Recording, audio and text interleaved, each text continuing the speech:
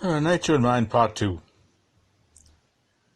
I was going to make this just one video, but I pressed the wrong button. That's why the last one finished in mid-sentence.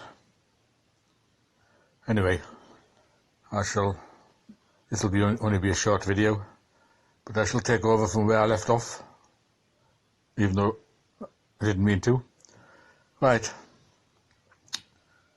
Where was I?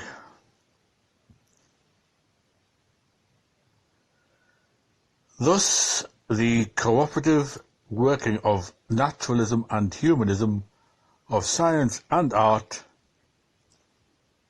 is the thing to be desired. The antithesis between science and metaphysics is unfortunate. Woodbridge believed, while Aristotle had a cosmology which has been outgrown, his metaphysics is concerned with first principles. It emphasizes categories or the general features of being, and it is quite prepared to apply these in the special sciences. In his reformulation of Aristotelianism, Woodbridge wanted to avoid materia prima and form and put in their place structure and behavior. Nature is structure. As a believer in substance, Woodbridge was opposed to an analysis in terms of events alone. Woodbridge's addresses reveal the man and his outlook. They are sane and robust. In the enterprise of learning, the emphasis is upon knowledge and the inquisition of truth, which is Bacon's phrase, Francis Bacon. Let us keep the imagination awake and creative, Woodbridge urged. The life of reason is unquestionably the best life for us all, men and women.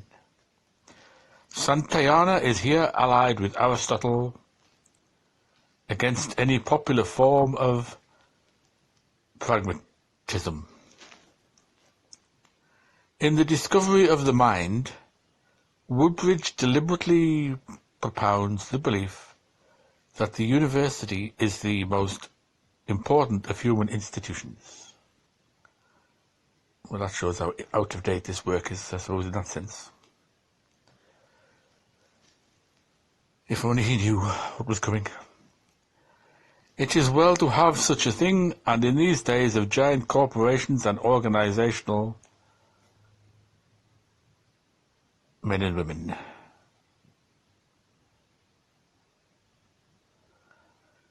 I'll start again.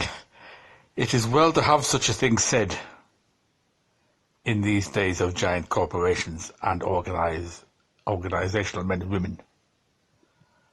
Although if you said it these days, you would be laughed at. It marks the distinction between pure and applied science.